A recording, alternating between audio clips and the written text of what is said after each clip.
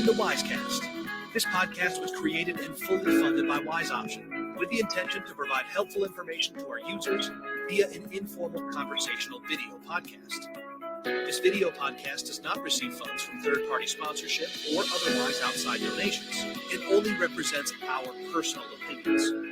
We want to share with you our experiences, and it should not be taken as personal, business, medical, or veterinary advice. We do not disclose any of our clients' data or personal information and respect our clients' privacy. This is a conversation between us and our users, but includes information we feel may be helpful to all in the horse industry. If you are not yet a Wise Option user, please tune in and let us know what you think. Tune in while working on paperwork or on the drive home. Even though this is a video podcast, it was designed to be listened to without the video as well.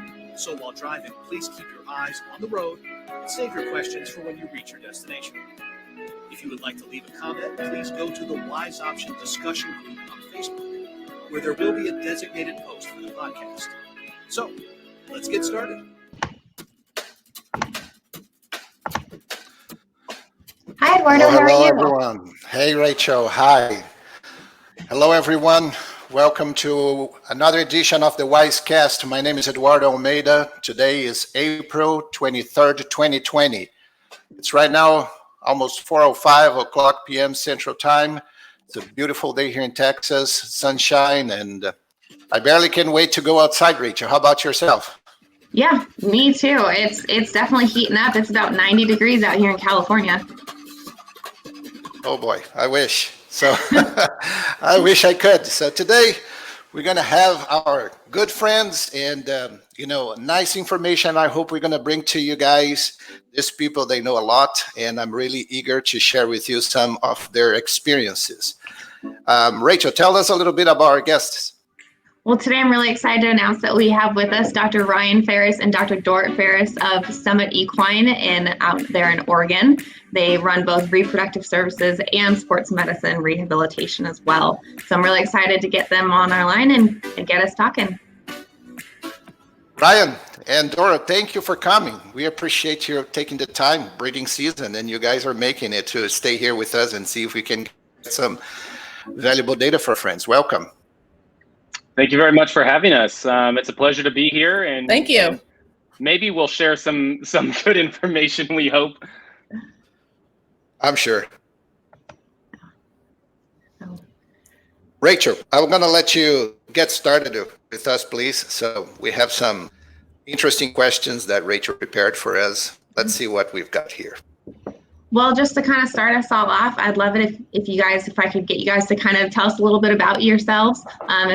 Dora, if you wouldn't mind starting with yourself and tell me a little bit about, your background and how you got where you are. I know you guys are out in Oregon, but I also know that you were out in Colorado before Fort Collins. So kind of tell me a little bit about that. Sure. I grew up mainly in Eastern Washington, but we also spent several years in kind of Eastern Central Oregon as well when I was a child, and then went to Northwest Nazarene University in Idaho for undergrad, and then Washington State University for veterinary school. And from there went to a large referral practice in Oklahoma called Oak Ridge Equine for my internship. And there met Dave Frisbee from Colorado State and ended up at the Orthopedic Research Center there in Colorado while Ryan was doing his residency at Colorado State. And as I was kind of finishing up there, the sports medicine and rehabilitation college was just being started. And of course, CSU was one of the main places that was kind of taking off in its infancy.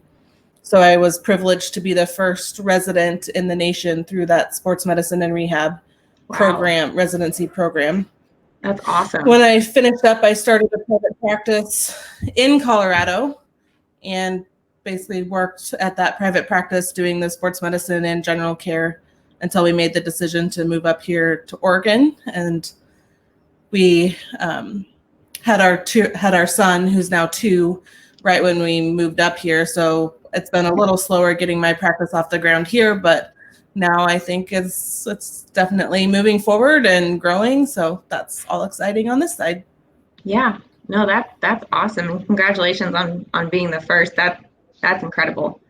Very nice. Wow, I'm so Thanks. amazed to hear, because we talk over the phone and we have all these conversations about, the daily operation, the daily lives, and it's so amazing to learn about your experience and where you've been through, and all this story. We never have the chance, and I'm so glad that we are making a chance to learn more about you guys, and you know discover things that we never would do otherwise. So thank you. Yeah, Yeah. definitely. And Ryan, what about yourself? I know you're from Colorado as well. How about you? Yeah, so I was raised in Eastern Washington, about 3 hours north of Dora. Didn't know Dora before veterinary school. Did veterinary school at Washington State, where I met my wife. And then while she was in Oak Ridge Equine in Oklahoma, I went to Equine Medical Center of Ocala in Ocala, Florida, and did an internship. And then went to Colorado State for the reproductive residency.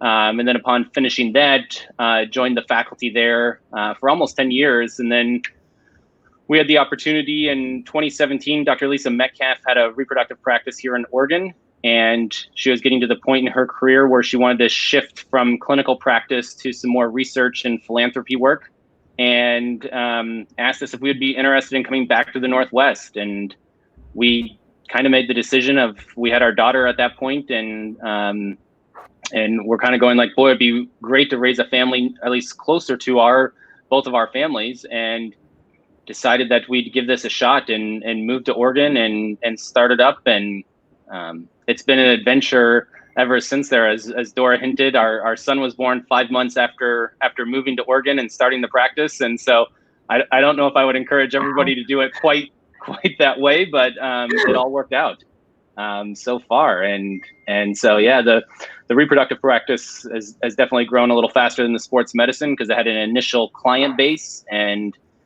has just grown since that time frame, and so has done pretty well. And so, yeah. That's awesome. That's fantastic. Amazing. I never would imagine that you have gone through Florida as well. Yeah. Yeah. Definitely been all over. So with you having kind of, I know you both have moved around quite a bit, and you're practicing and coming back all the way up to Oregon. What were kind of some of the challenges that you faced along the way, especially moving back in here up to the Northwest, and coming into this practice? Well, I guess I can start off again. Go ahead. Yeah, please. Sorry. For me, some of the challenge was balancing, because I was pregnant. I wasn't working in my normal field as much and was doing a little bit more of the administrative side of things, which is not where my training lies. So that was a interesting learning curve. And then on the aspect of starting my practice, I was coming into an area that already has quite a few fairly strong players in the sports medicine area. So kind of carving out my niche in that group. And like I said, it seems to be going fairly well. So that's encouraging. So you would say that family was the primary reason you guys went to Oregon? Yeah, that would be absolutely correct, Eduardo. Yeah, because my practice was... I mean, I think for both of us, Go ahead, Ryan.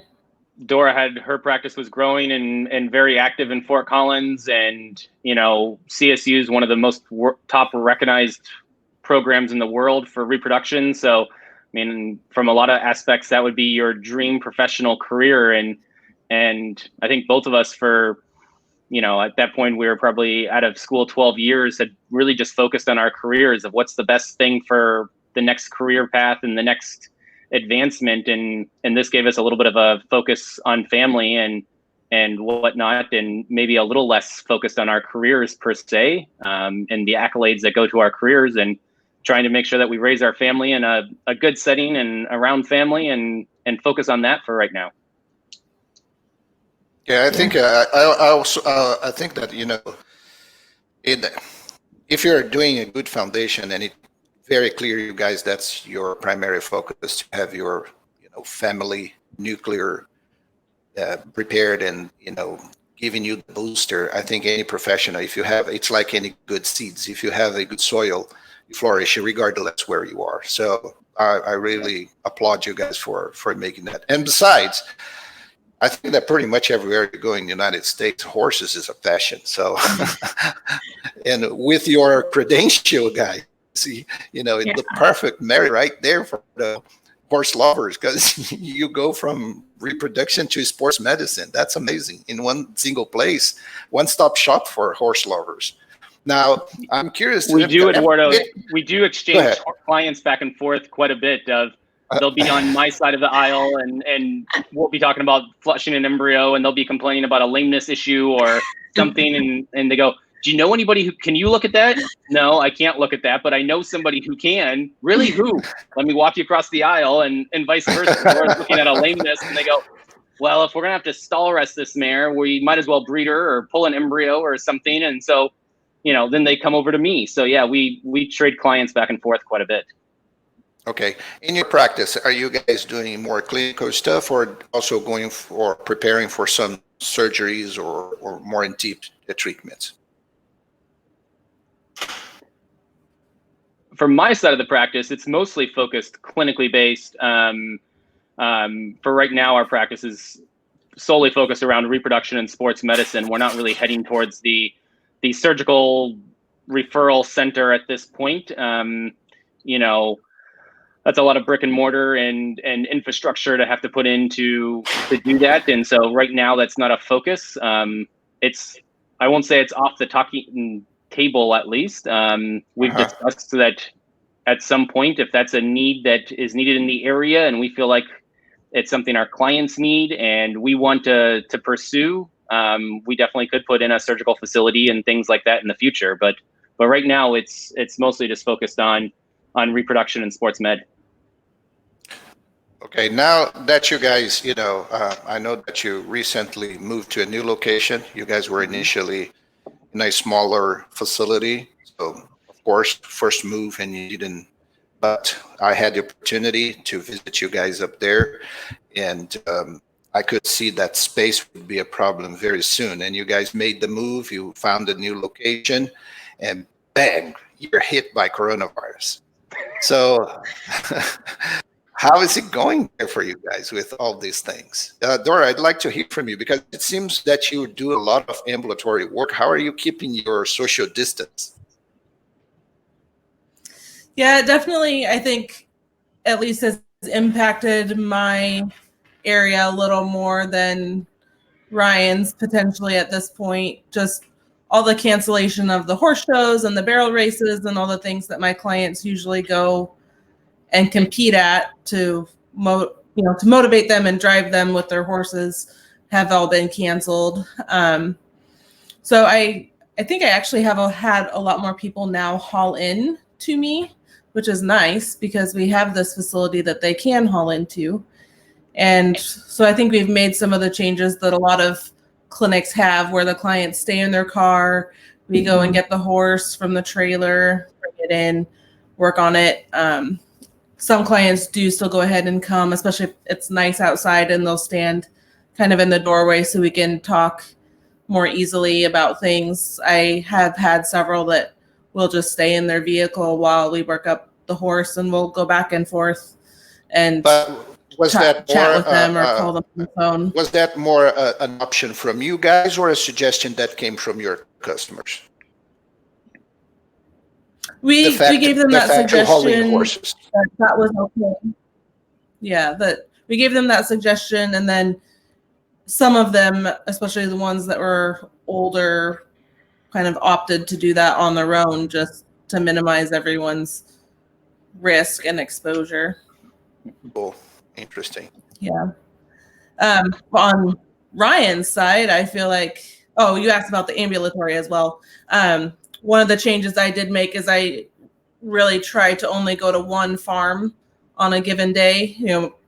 Being the sports medicine, a lot of my appointments are longer. It's not the short vaccine, quick appointments from farm to farm. So I've tried to basically limit it to one out call per day to a facility or any given facility so that we have time to disinfect and come back and basically change our clothes and stuff before we go to the next farm, just to minimize that spread if there were something picked up. Yeah. And by the same token, I think that you are also taking care of the rehab, because I think you also operate a rehab center at the facility, so you keep swapping on and off.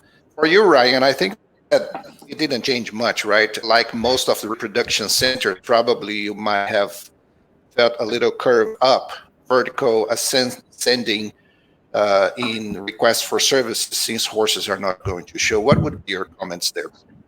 Yeah, I'd say that, for some of our clients, they decided not to breed this year. So we did get some clients that went, okay, we're not going to pursue that this year. But then we've seen an upswing in clients that are going, well, we've never been able to breed this mare, or we've always wanted to pull an embryo because we've always been showing her. And now that she's home, we can do those things. And so we've seen an upswing in those clients. So really for us, we're kind of on the same point we were last year, if not up just a little bit. So things are going pretty well. We've kind of tried to do a lot of the same things Dora described, of asking clients to basically unload their horses, and we take them and they don't really enter the facility, or try to keep them just to a small area of the facility and not letting them go back to see where their horse is going to be stalled and stuff like that, just to minimize areas of the facility we have to disinfect and clean and everything else. So for the vast majority, for our aspect, it hasn't changed a whole lot. And with my practice, it's 90% haul-in, so it really hasn't changed a whole lot in the grand scheme of things. Okay.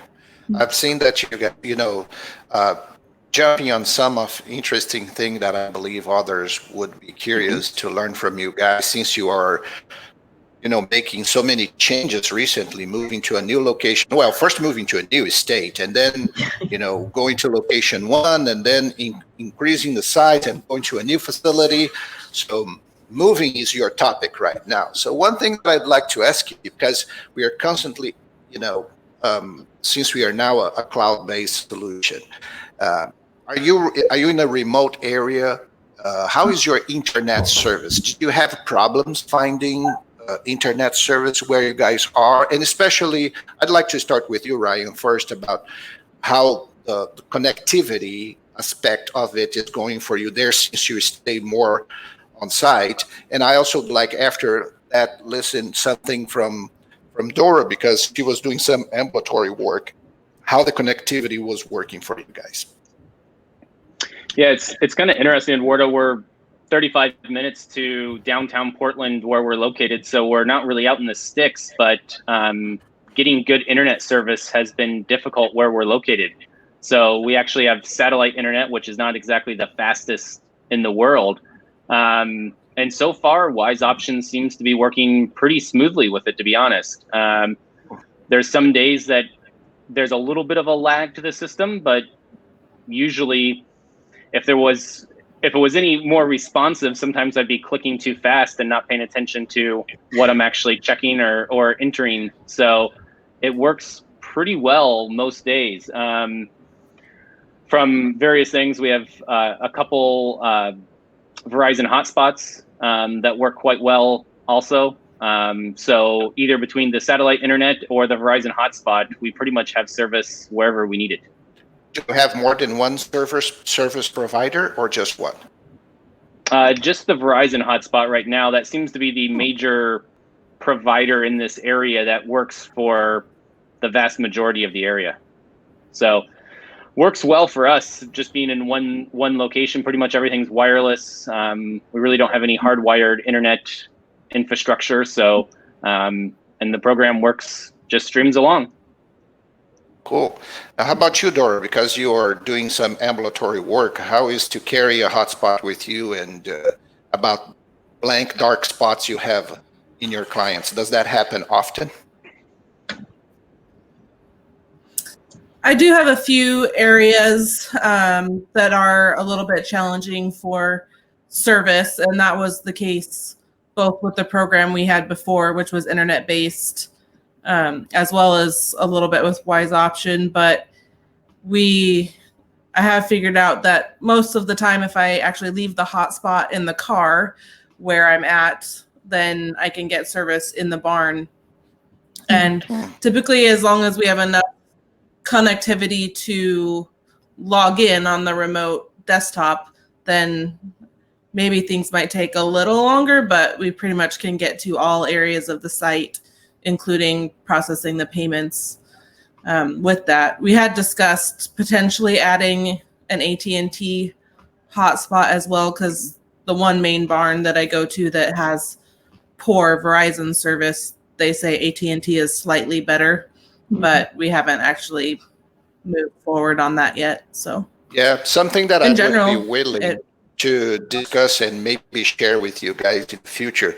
And by the way, Ryan, I'm going to follow your advice. And our next podcast, I'm inviting Shahid, our network guy, to bring some suggestions. And we're going to be talking about exactly trying to share some ideas and the latest technologies and the latest gadgets, especially about that. But I had opportunity to talk to some people at AAP this past December in Colorado. And they were telling me about, very nice devices you can put in your truck, especially for the ambulatory work. So now they're using what they call, I think it's called cradle points. And basically they have 2 slots. So you can have the SIM cards for 2 different carriers. And as a matter of fact, that's what I'm using today in the Remuda, our mobile office.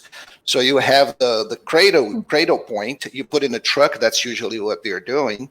And you usually, in my case, I have Verizon and AT&T. Yep. Of course, depending on the area that I'm going by. And the cradle point is smart enough to check which one is coming with the stronger signal and switches over, and you didn't even notice what's going on. So next week, we should have something along those lines to share with you guys. We're going to try to bring some websites and stuff for that. But percentage-wise, Dora, would you say that 80%, 90%, 95% staying connected? And another question I have for you is, are you able, in fact, to do data entry on the go? Yeah, so I think most of the time, I'd say probably 70, 80% it's connected without an issue. There's definitely spots that I drive around enough and I know, okay, from this corner to this intersection is a dead area. And we do have some hills and river valleys here, and sometimes those are the couple spots that are an issue. There's one spot just down the road from us a couple miles and it's completely flat, and I don't understand, but even my cell phone drops phone calls there occasionally. So it's just one of those random places that there's no service. So sometimes it's maybe not enough to drop the connection, but the data processing or the data sending slows down for a little bit in those places. And then typically it'll join back up and we can carry on and do what we're continuing to do. So I think most of the time we have connectivity throughout. And again, we're not in super rural places always, but in general, I think we have pretty good connectivity.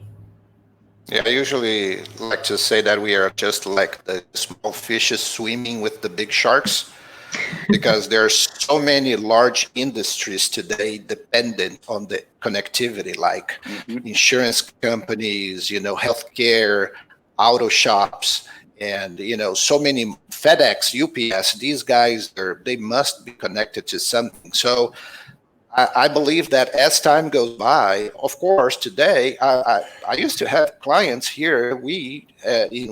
Here at Wise Option, that even support would be hard. They would have to grab the desktop and take to a coffee shop next town for us to provide support. Right? We don't have none of that. It's getting, and like I said, I think it's just going to get better and better. Right? Rachel, would you say that you have problems with connectivity with when you're providing support, when you're giving people? I don't remember the last time when we said, no, we don't have somebody that's not connected. No, I mean, I haven't really run into any issues here, even with everything kind of going on. And there was, I think, right when all this, COVID stuff started going on, there was, I think, there was about 2 hours in my day one day where the entire Eastern Seaboard and then a good part of the American Southwest charter just went down for about 2 hours trying to cope with the amount of internet traffic that was going on.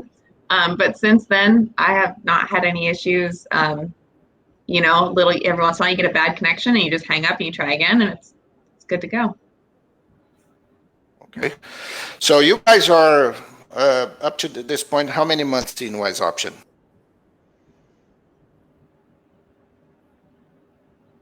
About 6 months, 7 months, yeah.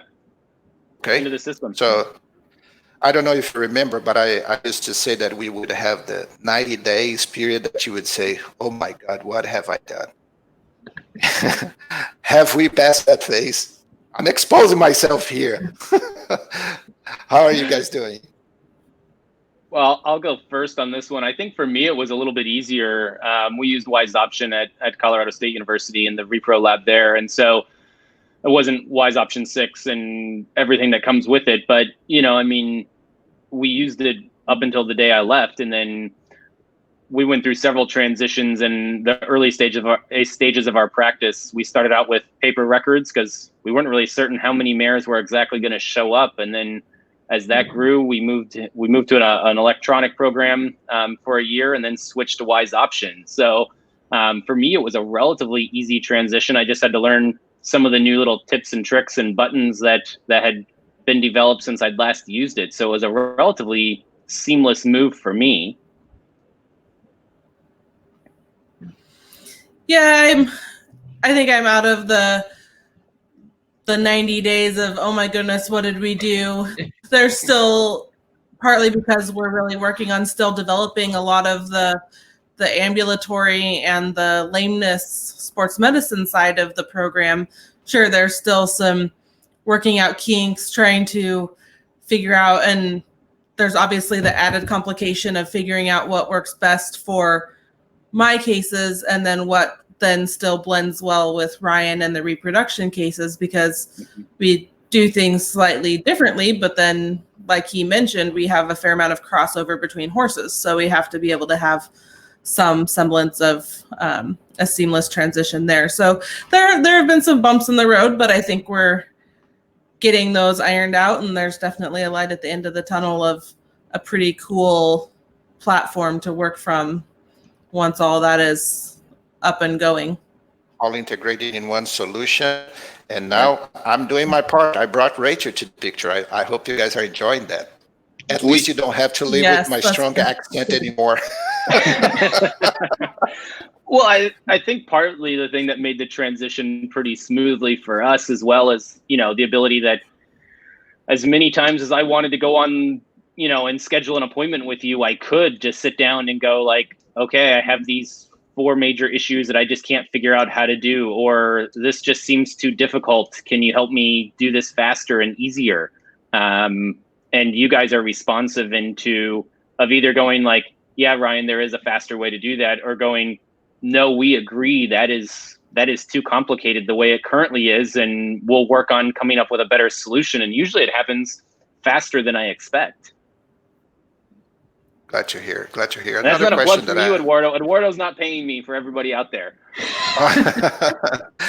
No, thank you. But it's indeed to learn. Of course, as much as I can, I'm going to try to give a pitch to Wise Option. But I want more for people to understand, the struggle it is, because one big difficulty that we have, and I'd like to, listen or learn more from Rachel as well, because she's now.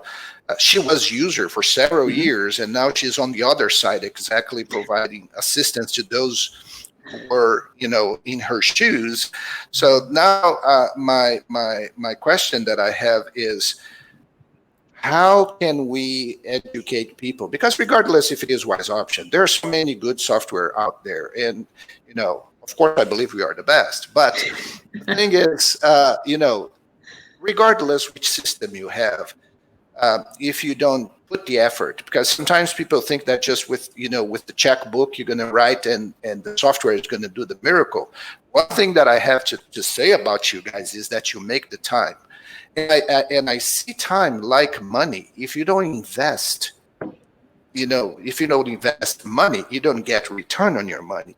So if you don't invest time learning and making the time to decode, because now you have a nice software that can do tons of things, but if you don't know how to use it, so if you don't invest that time, you will not save the time the system could be doing things for you. And I applaud you guys.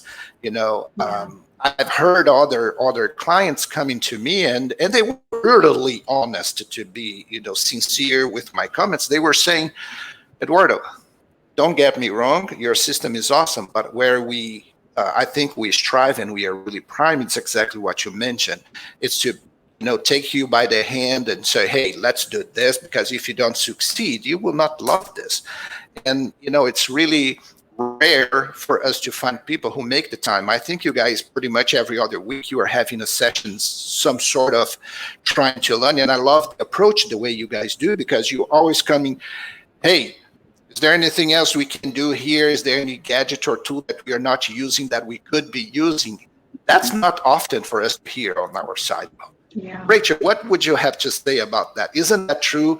What would be the behavior? Because you guys are different. And I'm not saying this because you guys are here with us. Of course, I chose you guys to be here exactly for that reason, because you invest time, and I believe you now are seeing time coming back to you, especially on the billing. And another topic that I'm going to approach with you in a few minutes is the cash flow with the credit card processing and all that good stuff. But I'd like to hear Rachel first here and learn what Rachel has to say about that experience as well.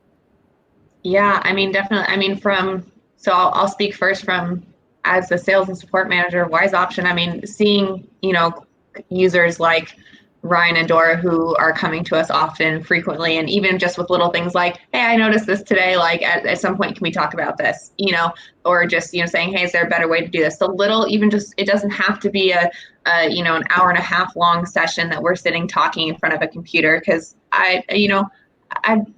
who has time to sit down for an hour and a half out of your busy schedule to do that? Whereas, just even small little 20 minutes conversations, discussions about where, things hurt or where things might be going faster, or, just blatantly, I don't know how to use this part of the system. Can you show me how? And then within those 20 minutes and just short little sessions and just little checkups here and there, being able to see that difference and being able to then utilize parts of the system that have, for lack of a better term, have gotten dusty in the corner, has really made a big difference, I think, in a lot of users' experiences. And then to speak as a user of Wise Option, I can definitely say, and I've been in the shoes where it's, you get so used to doing something over and over again, one specific way, and it's like driving a car. You think, well, it works. I can drive from point A to point B. I'm fine. And everything's so busy flying past you like 90 miles an hour going colors. And you think, well, I'm fine. I don't need to change what I'm doing. It works. But really, and I've done that to myself. And I've kicked myself later when I actually did reach out for help. And then I've realized that, hey, I just needed 20 minutes, even something as simple as setting up macros. I always used to tell myself, I'm not really saving that much time. I can enter in. It's a task finder. It's right there. And then I actually made about 10 macros in about 10 minutes. And I mean, the amount of quicker it went into when I was entering in palpations or procedures, or, entering in things on invoices and being able to turn over to the next client so much quicker. That was really neat to see. Yeah, one thing that I want to do in a very short period is to, reduce the number of clicks. It's amazing. I am a keyboard user, and I want to implement more keyboard on that situation. Now, switching gears a little bit and talking back to the new business and everything, what was the difference that you guys found on the credit card processing thing? I would start with you, Ryan, please. Yeah, I think for us, from the repro side of things, it was surprising. I think our first invoices went out November 1st, right around that time frame, and the system worked pretty smoothly. You know, I mean, the clients got their invoices, and really with a simple click, they could pay with a credit card right then and there. So it was shocking that before, with our previous system, you'd send out invoices and you'd see this slow trickle in of payments over the next couple of weeks, where with Wise Option, it seems like you send out invoices and literally you start getting the emails back of, here's the credit card processed receipt for all these clients that are just paying. And I think, you know, that easiness that they just get it in their email, a couple clicks on their phone, and they can pay their invoice, has really helped our cash flow, because you send out the bills and money is coming back to us quite quickly. So it was a little surprising of how quick that happened. I'd say for most of our clients, they like the billing aspect of Wise Option and can follow it pretty smoothly, and those kinds of things. And for the most of them, yeah, it's very easy for them to put in their credit card and hit go. So, Dora, have you got to the point yet where you have customers already with credit card on file on the digital wallet, and you go and you do the service and you charge and you finish the invoice and you charge before leaving the place? A little bit. I was going to say I second what Ryan says about, I had several clients that I was kind of worried about them being bad pays because they were just so slow all the time in paying their invoices with the old system. And pretty much the day we moved to Wise Option, they now basically pay it within an hour of when I send those invoices, just because it's so much easier. And, you know, they're younger people, they're out around doing stuff on their phone. And like he said, they can just click the button and pay it and it's done. Kind of our policy is, yes, when cards are on file, but we still call them and just touch base and let them know what their invoices are before we push those, and just make sure that that's okay. So I definitely have some people that have said, yes, go ahead, just when it's done, just push it. But we still frequently try to just touch base and make sure that that's okay with them. But I have quite a few that just said, just go and run the card. Do you guys have that button on your website where the customers can enter the credit card themselves to their profile? We don't have it on the website yet. I definitely have emailed it out. I've used the link that you gave us, and I do a fair number of pre-purchase exams. So I'll, you know, a lot of times they're clients I don't know or things like that from out of the area that are buying horses, and we'll send them the new client information and then send them the link and tell them that they can put their card on file. And I've had quite a few of them just put the card on file. I send the invoice for the exam and send the radiographs and click pay, and we're done. So. Oh, that's awesome. And I'm going to say this to those who are listening to this podcast. I don't care if you are with Wise Option or not, but please, please, please don't write customer credit card numbers on file. You guys have no idea how much these guys are trying to make example and, you know, punish for, you know, breach of data, not privacy, and not using cards number. And most definitely, very likely there's a chance that your current merchant provider can, you know, give you some sort of portal where you enter the card number and it saves there somewhere. Please, please, Rachel, tell our audience here the experience we had last week with one of our clients in credit card numbers. Do you know what I'm talking about? Yes, I do. So I did see where someone had entered in the credit card number of a client to a customer alert. So when the customer file was opened, at the very top of the screen in Wise Option came up the alert, and it had the full customer's credit card and expiration date on it. My brain was about to explode when I saw that. It's $100,000 per card if there is a misappropriation. And, you know, it's so dangerous. So I really beg to everyone who's listening to this podcast, again, of course, we would love to have every single horse people in the industry using Wise Option. But if you're not, at least to do this, you know, precaution. don't play with credit card numbers because it might hurt you badly. You might lose your house on that thing. So it's so serious like that. And now on the bright side, back to I'm feeling myself trying to make some terrorism with the people out there, but it is really dangerous. So I cannot exhaust how dangerous it is to play with those numbers right now. And there are solutions out there, not only wise option. There are solutions out there people can make. Now, the bright side that I want to bring is this compulsion that we as human beings have on pushing buttons on the screen. And I always had a hard time because we are here monitoring our servers, and we are seeing, of course, on the billing day, if everything is especially on the billing week, we are monitoring our servers and seeing if the security is okay, if the flow of the data is going okay, because we have thousands and thousands of invoices and credit card processing happening at the same time because everybody's billing on the same week. But what really is curious to me is this compulsion. People are spending money, but it seems that when they receive the email with the statement and there's that button say pay now, they click there. And in minutes you start seeing the first receipts going out, and next day the payment is there. Another interesting thing that I saw, just to share with our audience here, was the fact that usually people will say, no, old people don't like credit cards.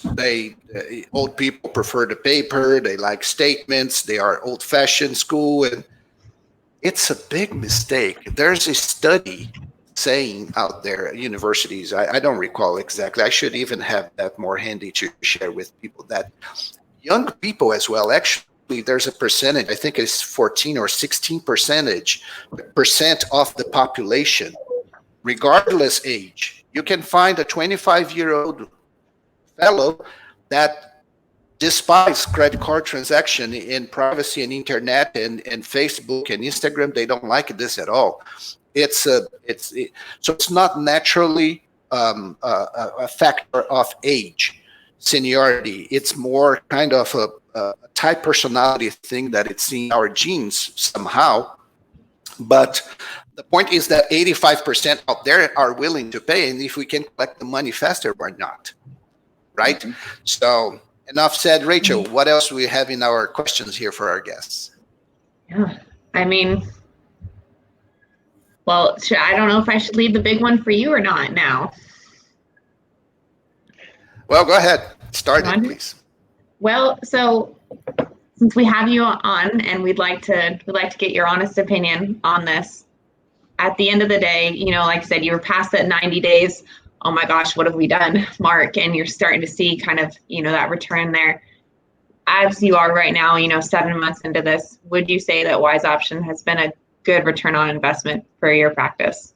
I'd love to hear from both of you on that. Go ahead, Dora. Brian, I'll let you start. Okay. I think there's still a few key parts that I know you have the pre-purchase form uploaded, and I haven't quite had a chance to play with that yet. So that part of having that easy flow pre-purchase report will be a big component for me. But so far, I think a lot of the things that we have implemented are really cool. Of the wizard, where when I'm taking x-rays, I can just go in and go down the list and pick the x-rays I took. It bills for them. It's entered in the record what x-rays, the exact views, which leg, which ones we shot. It's all right there when you pull up that horse's record to know exactly what images you took. Yeah. For the joint injections, the package where you can pick the joints and tell it, again, which joints exactly you treated and what you put in them. So that definitely saves a lot on my record keeping time, as far as having all that already in the medical record. I don't even have to think about it. Just in the act of billing it, it's there recorded and ready to go. So, even if I only get a couple lines or comments written down of what the horse looked like that day, at least we have a good record of what it was treated with, what it was sedated with, and all of that. So that's definitely been a a time saver for me. And it doesn't seem like it's much time, but if it's 5 minutes per horse, I mean, that, especially over a year, that adds up to be a lot of time. So, and that adds up to be, you know, a couple invoices a week or something like that. So it's. Right. Was it easy for you to train your technician? Yeah, and I think it was probably her first or second day, because just for people who don't know, I also got a new technician in January. And I think she was somewhat technically minded, but she's pretty much hit the ground running, I think, with Wise Option. And now even she'll call Rachel and ask for clarification on things, and then she'll be showing me how to do stuff. So it was her first or second day. I gave her the radiology book and said, here, put all these views in the X-ray wizard, and she did. So they're pretty much all there now. So yeah, once I showed her where to find it, she's taken off with that. And she's actually trying to work on a few other ones to, again, streamline things of joint injections and nerve blocks, and just have all those things basically in that drop-down menu where we can just pick them and it's in the record and away we go. How about the friendly editor, or are you still typing in your sentences? No, I've got a few things in the editor now. I definitely still have a list of things I want to still add, but I'm getting there. There's more and more in the friendly editor, and with the pre-purchase form, I'm anticipating having a lot more in there pretty quickly. So nice. Let's hear you, Ryan. Yep. Yeah, and I would say that, you know, so far I've been very happy with the program, and don't have any real reasons of why we shouldn't have switched, and am quite happy with it. You know, I think for the most part, everything works pretty smoothly, right? You know, I mean, it was definitely a reproductive based program, so we kind of knew what we were getting into from that aspect. And I think if anything, some limitations that we've had are more internal limitations and time frame type issues of just, we maybe didn't make the smartest decision for the fall. We moved our entire facility October 1st. So had to pack up at the old facility, move to a new facility, get it set up for the breeding season, and switch to Wise Option, and getting all that integrated and training and everything else. And there's some things that we're not using 100% yet. Like, I'll say the frozen semen inventory, I think we're like 30% entered or so of what we have in storage. And hopefully this fall we'll be able to get caught up with things being a little slower and whatnot, that we can get that caught up and get it into the system. So most of the issues that we have are our own internal issues, not necessarily a Wise Option issue, of just having the time to get all the data transferred over from old paper records into the Wise Option system. How about your assistant, your technician? She's done fantastic. I know she's met with you and Rachel independently and gotten things figured out, and she definitely knows features and things that I don't even try to enter it. I just go, Chelsea, you need to enter X, Y, and Z into this mare's record or the stallion's record, and she takes care of it for me. You know, so yeah, I think it's worked pretty smoothly, and the staff have taken off with it. One thing that we tried to implement, and I think still try to do it, is we try to have weekly meetings with Dora, myself, and our two technicians. And then as part of that meeting, we just sort of go, does anyone have any Wise Option tips that they've come across this last week that might save somebody time? And I'd say that those tips are usually more general practice things of, you know, hey, we're realizing that people aren't checking out horses, or, you know, sometimes it's just a little, we figured out this that makes things a little faster, or we need to discuss how we're going to enter this. And so that's helped with a lot of the, I think, big, you know, little issues and problems of who's checking in horses, who's checking out horses. I'm using that as an example, but of just making sure that it's actually getting done, of just having those little weekly meetings with everybody and just discussing problems as we see them in real time, versus letting them kind of build up over time. And then all of a sudden you have a month where only 50% of your horses ever got checked out. And then it's a debacle of trying to figure out when those horses actually left and how much board to charge and all those kinds of things. Okay. Do you I have have one more any? comment for you, Eduardo. Yes, please. Go ahead.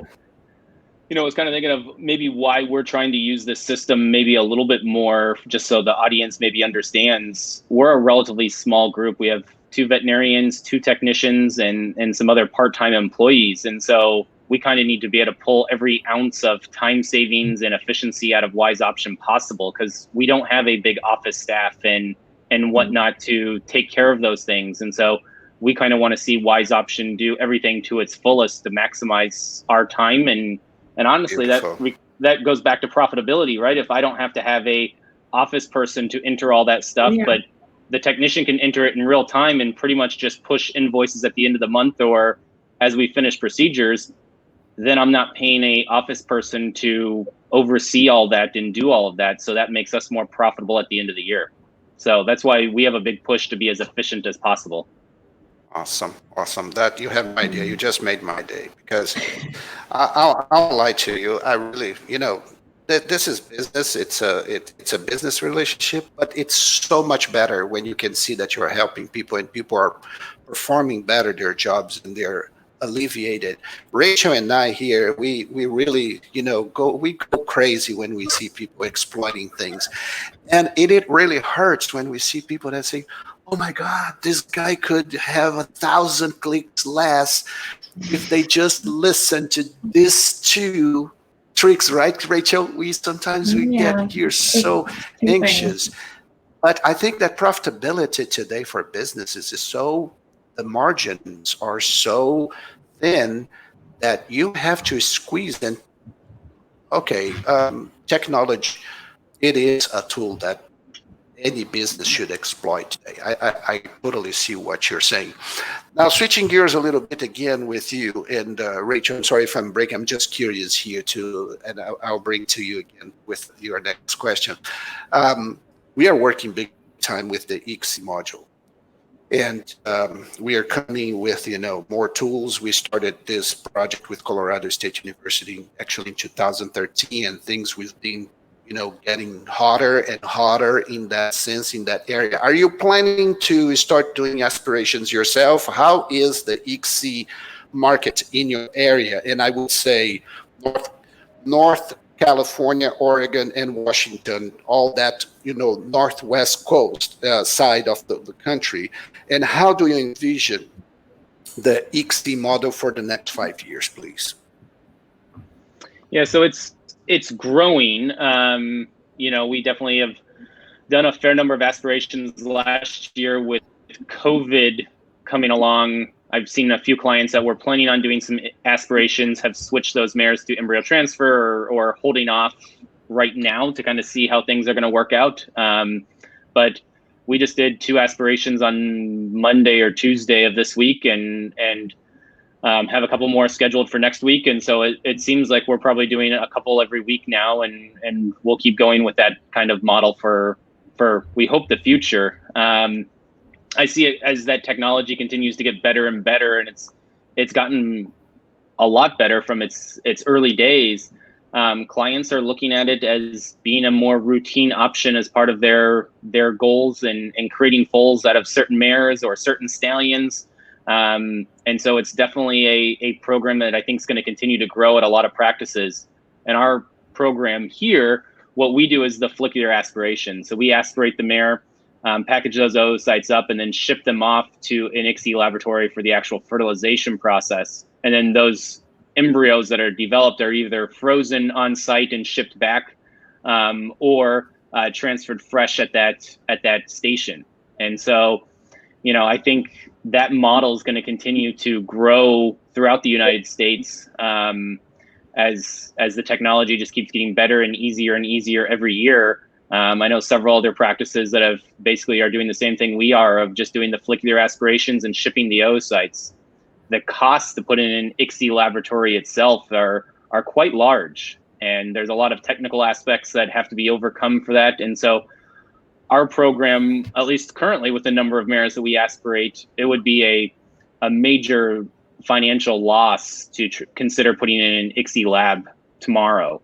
So for for at least the next probably 5 years, I would foresee us just doing the follicular aspirations and shipping those oocytes to the labs, and partly going that works well in our model and our program here, that we can offer that service to clients. It gets them access to follicular aspiration and ICSI without shipping their mare potentially across the United States or a long distance. And they can still get those pregnancies developed in this technology. So I think it's going to keep growing over the next couple of years.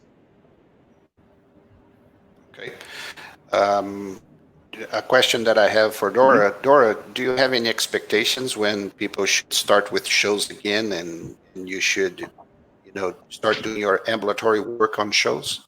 Do you have any idea on the timeline or calendar?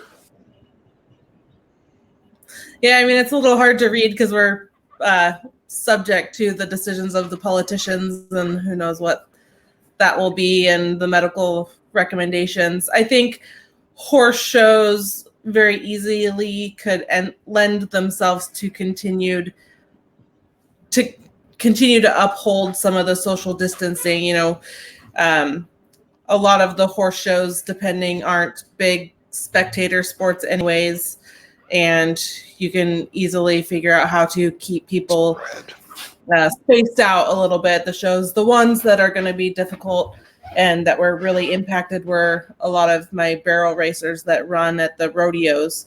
So because those are a huge spectator sport, that one's going to be a little bit harder. There's been some that suggested doing them, virtually and streaming them out, but so far I don't think that's been received with open arms. At least that's my understanding from the clients. But I think there'll be a push. There were several equine associations that are now doing online shows. So they send out the class list, they send out the class time, you get all dressed up in your stuff, and you video your horse and upload it to the server, and then they judge it remotely. So I think there's some concessions being made to try to deal with all of this, and it'll be interesting. I think some stuff's gonna start opening back up. It's just, are they going to be willing to take on the liability of being the first organization to have a live show again? But yeah. Okay, Rachel, I'm sorry, I'll let you keep going. No, I'll shut up a little bit. You're fine. No problem.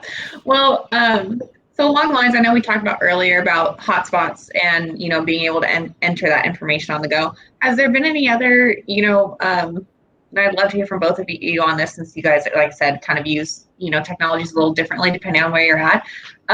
Any certain technology that you guys have found works really well, or, one that you're like, we tried this and we didn't really care for it, or, what works best for where you are?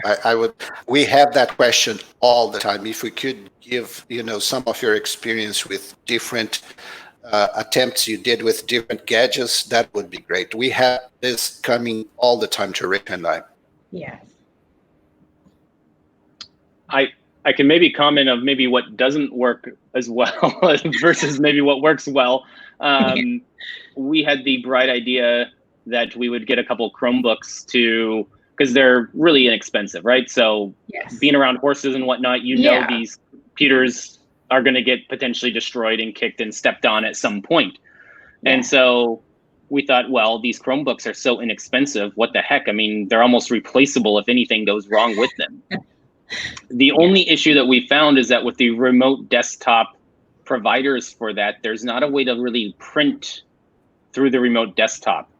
So that does create a little bit of an issue is for printing and whatnot that needs to be done for departure reports and those kinds of things. So that would be one suggestion, is that while the Chromebooks are a little less expensive, it does limit your ability to print from the remote desktop. Okay.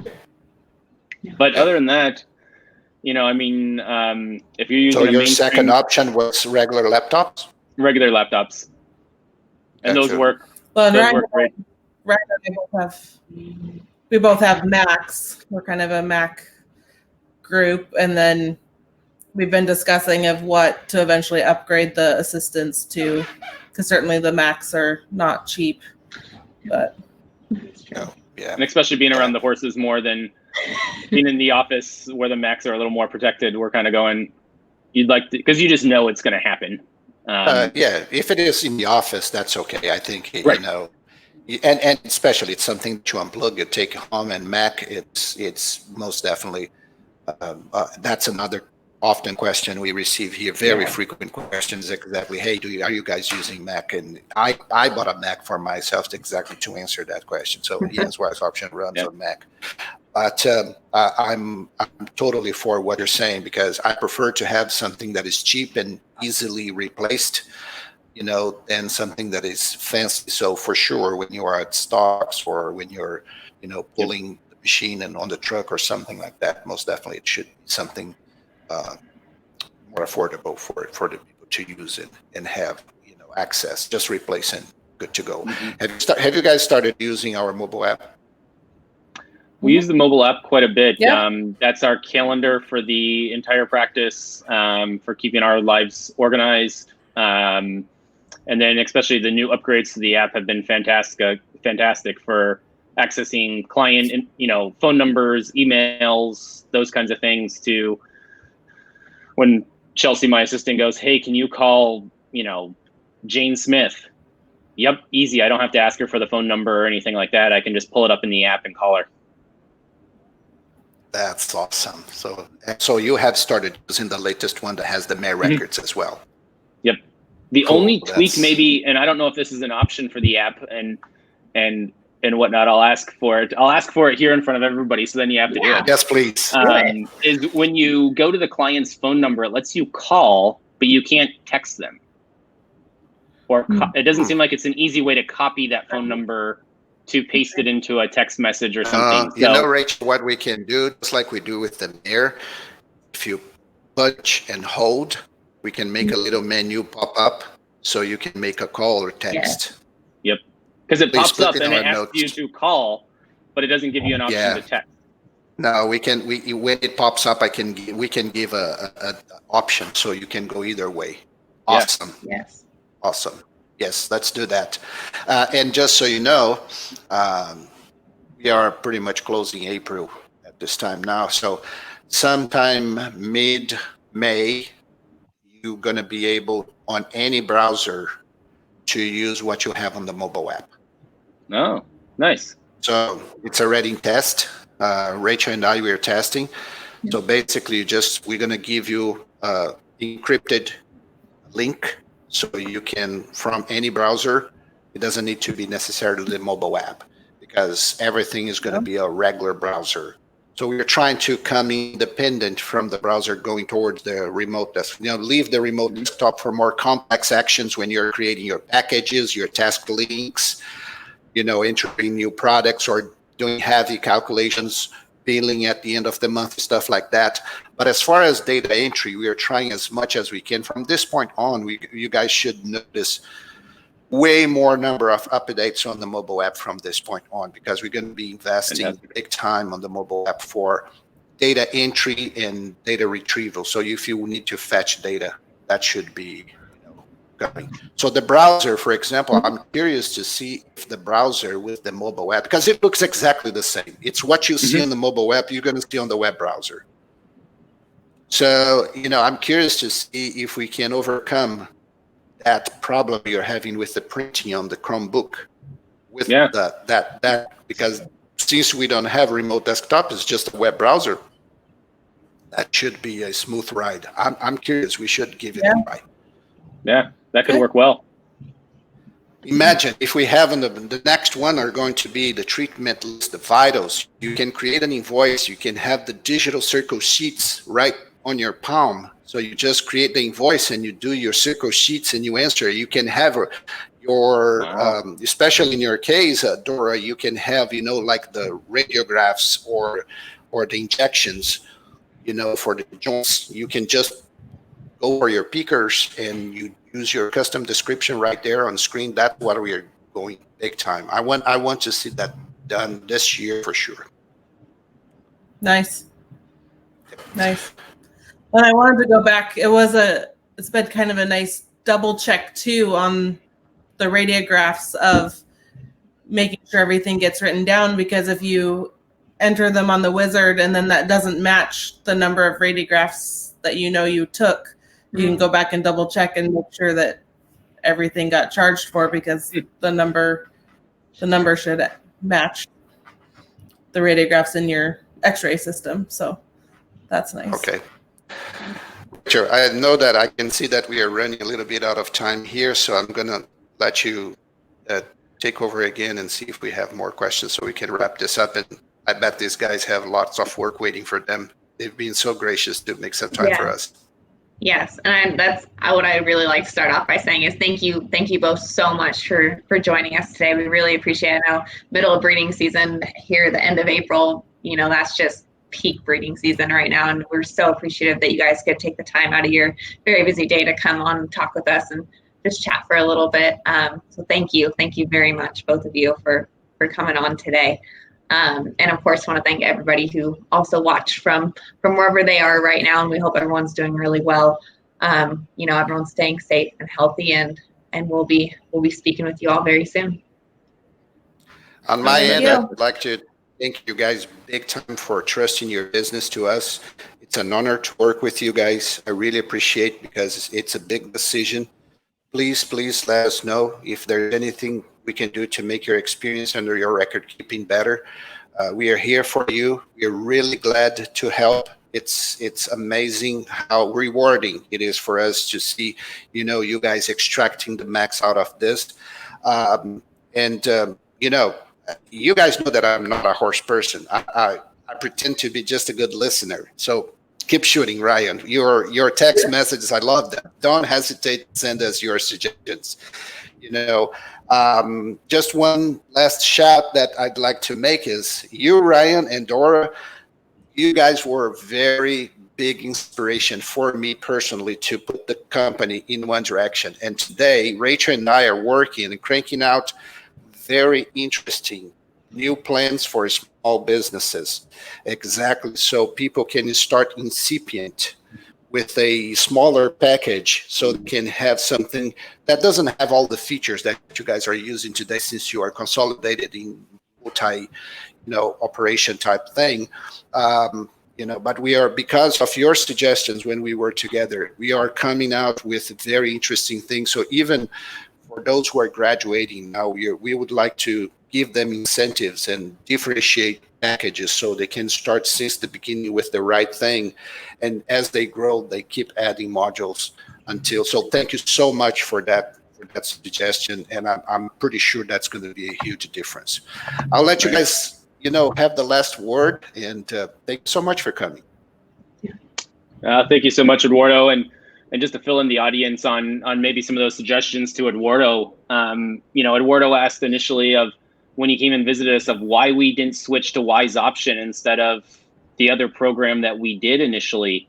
And part of it came down to cost, right? It was a little bit of a risk assessment of going like, we weren't sure we were busy enough yet to consider switching to Wise Option at that point and making it profitable for us and whatnot. And after those discussions with Eduardo, I think you guys have started to have a couple different scales of size and whatnot to help people get started. And then as they grow and need new features, they can add them on. And obviously that comes with an additional cost. But, when we started out, we were kind of going, I don't know if I'm going to breed 10 mares or do 10 lamenesses or 1,000. And so it's a little risky to put that money out there without knowing how busy you're really going to be.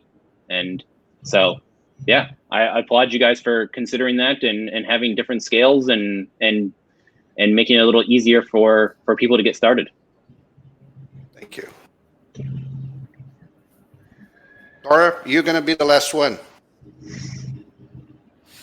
I think that was one of my big hangups. I knew Ryan wanted to move to this program, and it was hard to know what was going to be a good fit for both of us. And I certainly was looking at the bottom line, but we really started penciling it out and looking at the number of staff we would probably need to hire and the difficulty of hiring them to do what Wise Option kind of has built in to be able to do. So that was a big part of our our push to switch, and I think it's paid off for sure. So.